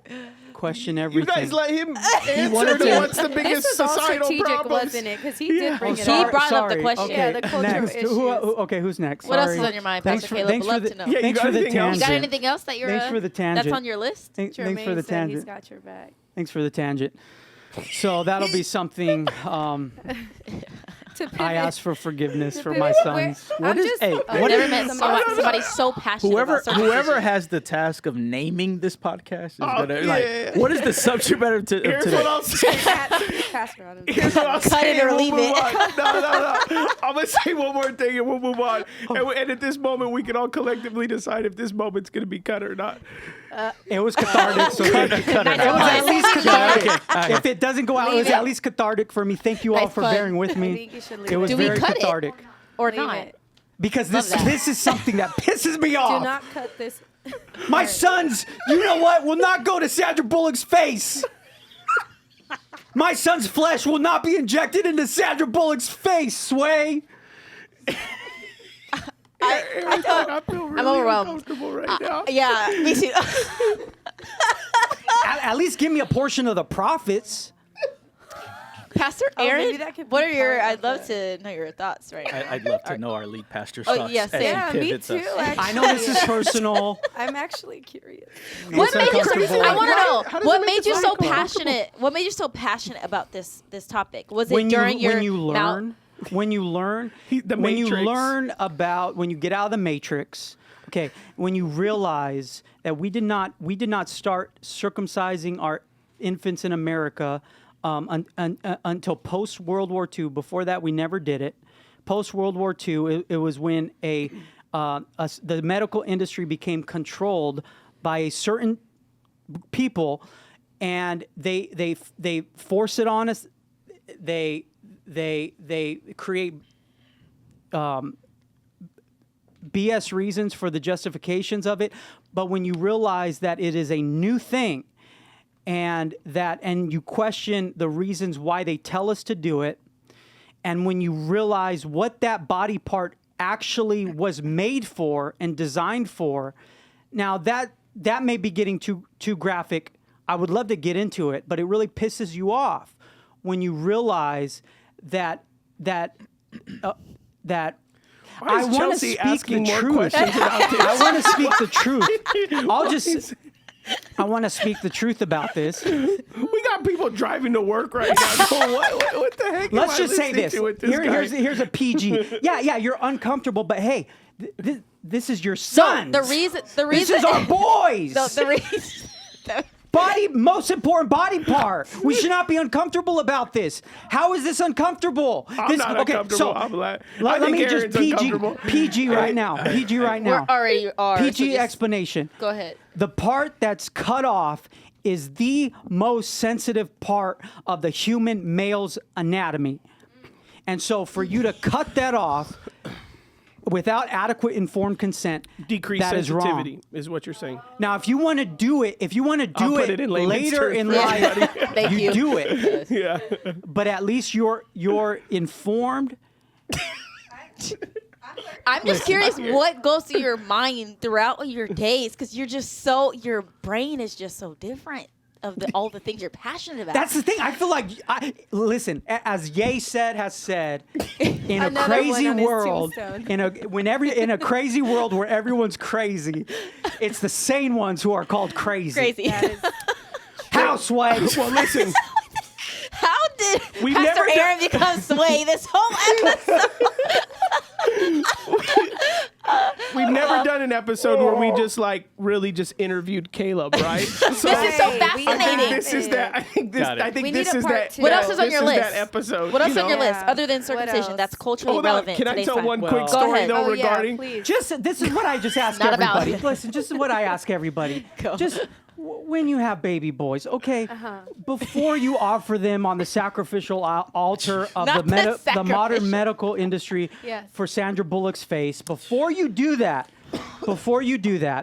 questions the reasons why you're doing it, and question whether does that really make sense? Because there's no religious reason for it, because the Apostle Paul and Jesus said and the Holy Spirit said it should have ended 2,000 years ago for Gentiles. Now, Jews can do whatever the heck they want. They can still offer bulls on the goats and altar the sacrifices, whatever. But we're Christians, okay? We are Christians. We're not Jews. We're the true Jews. We're Christians. And that was supposed to end 2,000 years ago. Why are we still doing it? And question the reasons that they give you for doing it. And if you think that makes sense to you, well, then do it. God bless you. But at least question it. That's my thing. I am against genital mutilation in all its forms. Fair enough. I think you're making Corey really nervous right now. It should make us nervous. This is what happens when you're unplugging from the Matrix. It's uncomfortable. It should make us uncomfortable. But for future generations to live free lives, we've got to deal with these blind spots. We do. All right, here's what I got. Really relevant. It's going to be relevant in the next 10 years. Please. I think education is totally going to reshape and reroute. So I think colleges, universities, eventually public schools, junior high, stuff like that, they're going to be forced to have to. What I mainly propose and what I'm mainly going to see is I think that there's going to be a breakthrough company that will make education at home a completely, it'll be as innovative as the iPhone being invented. Someone will come out with an educational standard that connects children all across the world where they don't particularly need to go. Because, outside of socialization, actually, I believe schools are pretty meaningless outside of socialization right now, not historically, but right now, what schools have to offer, is very minimal outside of socialization. So, if you have kids that are connected in church and they go to church and they socialize and they, are, so I think local sports are going to have a new rise, because as more education is going to go standardized at home, there'll be a rise for socialization, and that'll happen through activities, sports, arts, sciences, stuff like that. But I think overall, education is probably going to see a greater facelift than probably anything that we could think of, especially with the assumption of AI. AI will help to refragment these models. Mm-hmm. And one of my particular friends who's utilizing AI, what they're trying to do is basically what's going to happen is, and it'll have amalgamations of it, but they're going to basically on a Sunday after the pastor's done preaching, you can upload the sermon through the AI, and the AI will create questions that people can do at home. It'll create post reflections for the week so that you can post. It'll basically take the 45-minute message and give you all supplemental materials that will help you stay connected with people through just it automatically looking through your content and hearing your points and all that stuff like that. And so if you take that in an educational standard, like it's going to be able to take World War II and create prompts of conversation and education, and it's the amount of like I'm foreseeing, like, I don't know what high school is going to look like for my son who's 5 years old right now. Like, I don't even know if he'll be in high school, in 10 years, or high school in the way that we know it, right? And so if you want to win right now in education, I would say, if you're in education, you should have your nose to the ground with what innovative factors are being created through technology. Don't fight it. Like, don't be BlackBerry, don't be Blockbuster. If you're in education and you want to win outside of this thing, like, you need to be Netflix, in terms of education. So I think that's the biggest, I would say, hot take of stuff we're going to see develop. And then obviously more of the controversial things, stuff that we're going to have to deal with is, I think we've said it before in the podcast, you're going to see a lot more violence regarding around the groups that call themselves accepting. So I think a lot of the like the Marxist communist groups, I think a lot of the LGBTQ groups, not just people who identify as homosexual or anything like that, people who are in those groups, in those movements, in those organizations, I think you're going to see a lot more demonstrative demonstrations that lead to violence, that lead towards, I think the Christian community is going to be much more ostracized. I don't see that changing anytime soon. And so I think there's going to be a lot more clear lines of like where people are at in terms of their convictions in those areas, particularly amongst the groupings, like the organizations. And I think that's where a lot of people's stuff get twisted. Like, we even had some comments in our DMs, like, because of our opinions about, what's going on at Target or whatever else, like, why are you being hateful towards someone who's homosexual? Like, we're not saying anything. I know people who are homosexual and I have great relationships with them. They even recognize that my statements have nothing to do with them individually, that it has to do with the organizations who are profiteering off of the movements, right. Nor have I ever been in favor of organizations profiteering off of Christianity, so shoe goes on both feet. So I think you're going to see, that's going to go more and more. Our political estrangement is still going to go more and more. At some point, the Republican and Democratic parties are going to implode in some way, shape, or form. So, I don't see either of them surviving over the next 25 years in any way. And you see it, but each of them have tried to create their own new, the GOP and all these things. They're trying to, do these morphs. But I think, as far as I know, we're the only main country that would be, in the top 10 that only is a two-party system. I think all the others have, 5 parties, 6 parties, 7 parties. I could be wrong. I'm not, no way politics is my strong suit. But from what I understand is America is the only one that has a literal 50-50 two-party, system, which is pretty, we're seeing it go pretty crazy nowadays. So I think that's gonna, ground out more. But, I think those are some of the things. Yeah, me too. I think that too. Yeah. I'm just curious, what is your ring, Pastor Caleb? It's so big. I can see it from over here. That's my championship ring. The champ's here? From running in high school? Oh, very nice. I was like, did you? In college. Super Bowl? In college, right? right? Oh, college. My college. Yeah, not high school. Oh, okay. Yeah, college. Curious. Championship ring. Very nice. He's a big dog. He's a big dog around campus. All right. Now. Yeah. You have a pretty big one too, Pastor Adam. I can see it from here. Well, yeah, but this wasn't a championship in any way. Do you want to know what's on this one? Yeah, I do. There's a silverback gorilla on this one. Oh, was that a gift? Which represents. Oh, that's your new one, right? Yes. Oh, and then it has my son's initials in it, and then it has my wife's initial in it. That's a very thoughtful And then it has a gift. vine. So my mom and my wife got this for me. Oh, that's and so sweet. Well, your birthday's coming up. That's very right? nice. Yeah, my birthday's on Thursday. But yeah, it's a little silverback. I've been called a gorilla for the past over 10 years. So That's a gorilla so is my thoughtful. animal. Yeah. That's very thoughtful. I like it. So I have gorilla gifts all the time from people, like from my dad. Yeah, he's the big all silverback. That, yeah, that's his. And it's a motto of life for me. Like if you ever watch the silverback, like he protects his tribe, his family. He looks after everyone. He, and I've always had a very, strong discipline towards looking after people and taking the hit for people. Being a silverback, doing what silverbacks do. That's right. They look out for the community. You know what I'm saying? and the silverback is generally the bad guy all the time, right? He takes the hit. You look at a silverback gorilla, you're like, look at that bully, but he's keeping order. You know, go watch a zoo. He's breaking stuff up. He's pushing stuff around. I love those videos You know what on I mean? TikTok. Yeah, like, but he's holding the community down. You know, they wouldn't thrive without him. So.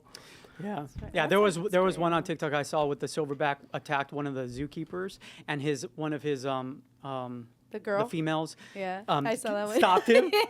She was Oh, like, really? It's like calm she down, knew, calm like, down. don't mess with, don't Yeah. you're Don't gonna bet get the hand shot. that feeds us, bro. Yeah, Yeah, she you She go literally down. tapped him on the shoulder. Yeah, I she mean, I was have like, a lot "Don't." of, I still have a lot of emotions towards Harambe, so, we just don't like to talk about gorilla harm too much around my home, Yeah, Harambe and Blackfish was a hard one. Oh. Yeah. What do you guys say? What do you think, Jermaine? What current cultural? Still can't rock Here. with SeaWorld for those Oh, things. I know. Well, they took him out, right? For that, very successful.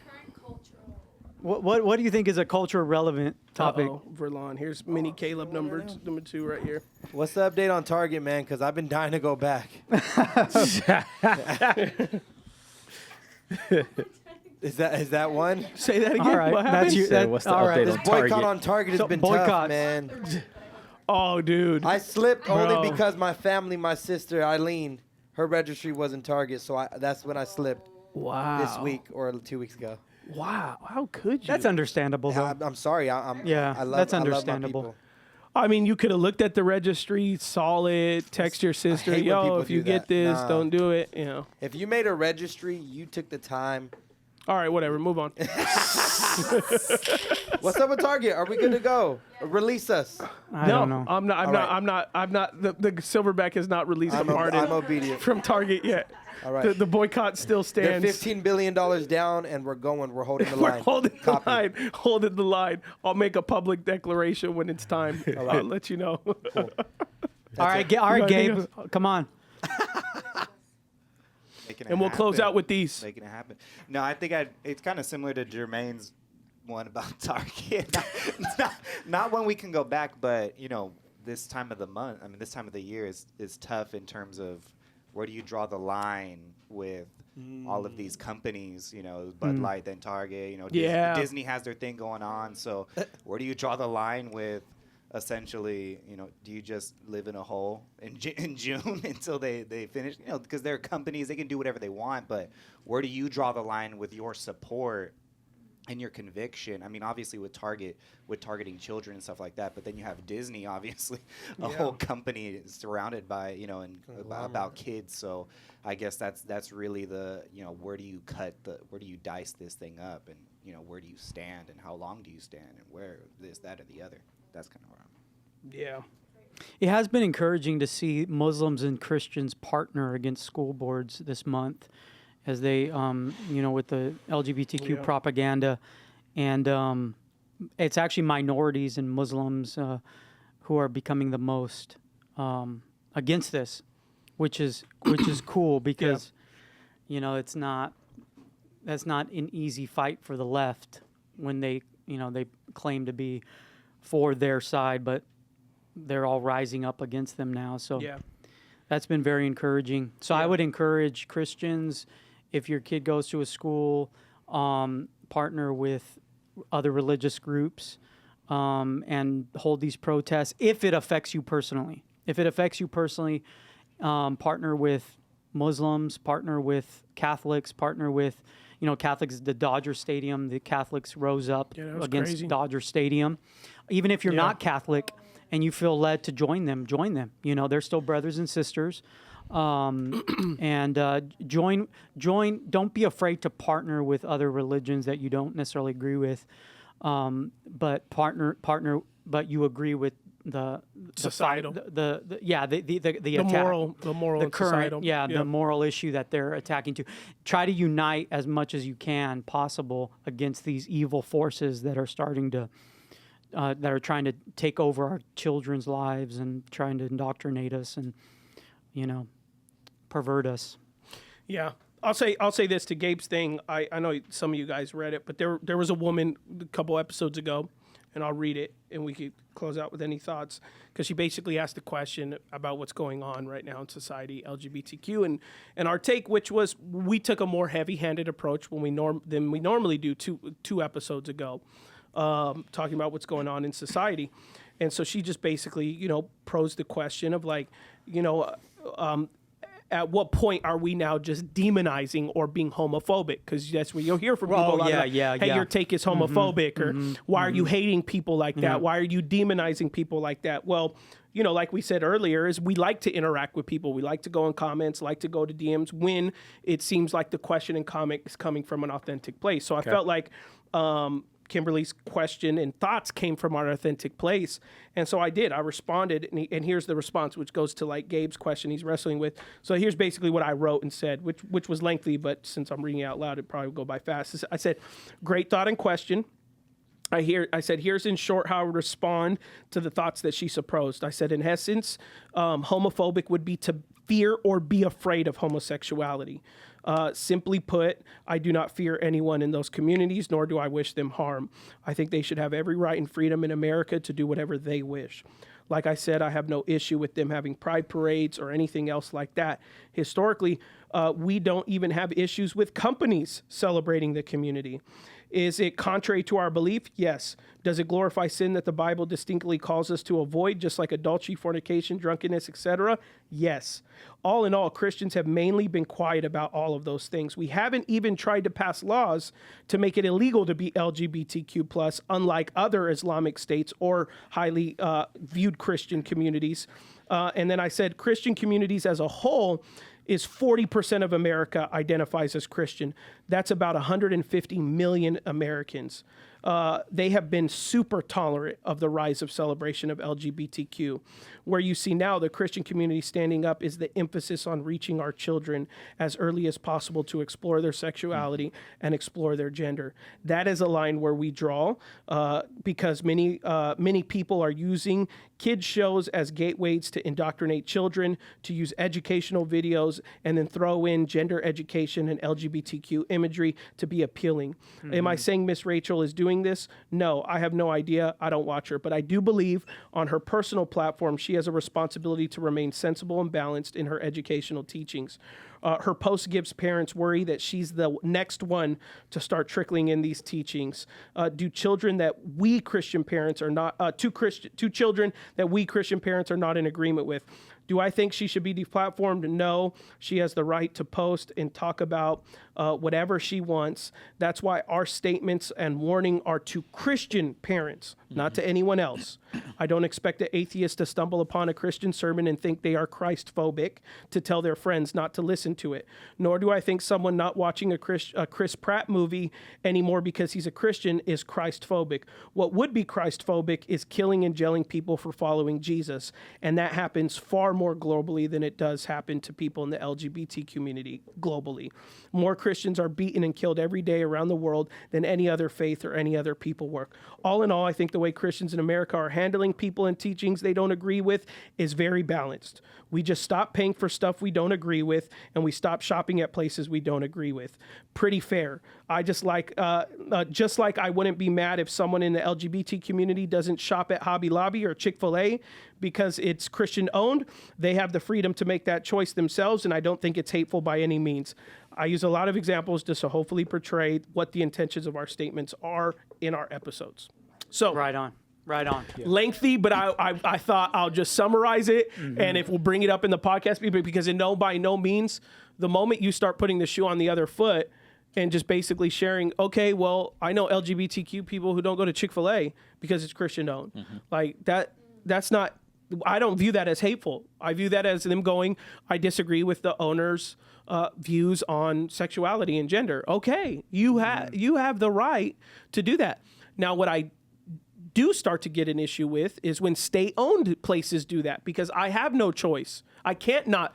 My dollar automatically by taxes goes to support those things, which is where you have Muslim cities who are coming together and they're voting that no LGBTQ flags could be flown on government property.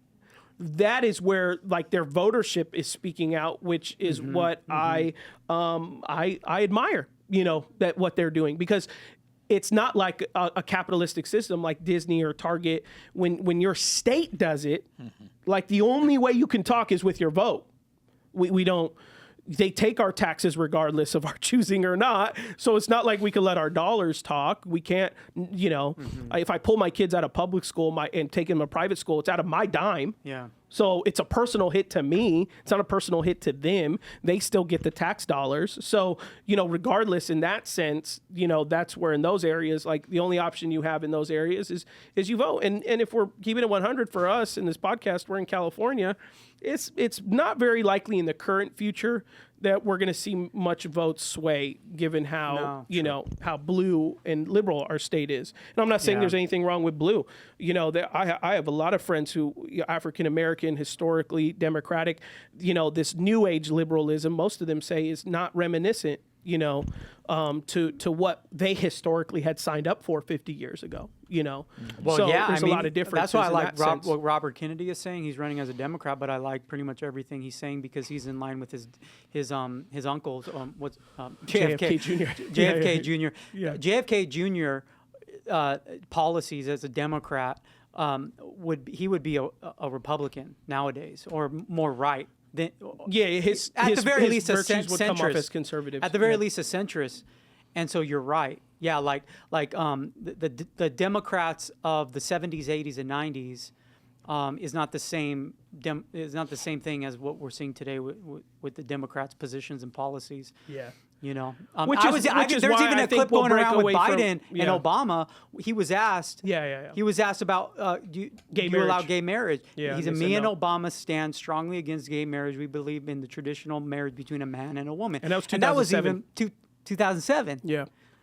So it just goes to show. Which is why I think we'll dissipate from a two-party system because, if you go over to like England, who has multiple parties, like there are some that emphasize labor, there are some that emphasize conservative values, but they don't necessarily fit into one or two boxes, right? Like we're in today right now where we're at. If you just minutely say one thing that you're convicted by, it's like, oh, that immediately makes you a Democrat or that immediately makes you a Republican. Well, in other countries that have a far more diverse political platform, it like to believe one particular thing about, say, education doesn't make you and throw you into one of the two-party systems, right? That's where I see that potentially. But again, because we're capitalistic by nature and we're the best at capitalism, capitalism and politics right now go hand in hand. Well, America is a business. Yeah, exactly. First and foremost, America is a corporation. It's a business. Yeah. And that's the way it is. Don't deceive yourself and think that, it is what it. Because you'll even hear them, they'll be like, oh, this person has more popularity rating for this platform, but then the DNC and the Republican Party will be like, but that's if we choose to let them go on the ballot in our party, right? Yeah. So they still have the choice at the end of the day, right? A lot of the leaders up there. So it's well, I think it's a one-party system right now, and it follows, and there's only one party, the Green Party, the Illuminati. The Green Party with money. It's a corporation. America's a corporation. It's a business. So the dollar party. Whoever's elected is who's ever going to make the corporations and lobbyists the most money. It's a corporation. It's a business. All right, let's close it down. What a doozy of an episode today, my lord. What's the flash represent on your hat, Aaron? It's green. It matches my jacket. Beautiful. What a great reason to wear a hat. All right. On next week's episode, Flat Earth. No, I'm just kidding. Flat Earth. Fact or fiction. Don't get Caleb on these things. God bless. Peace.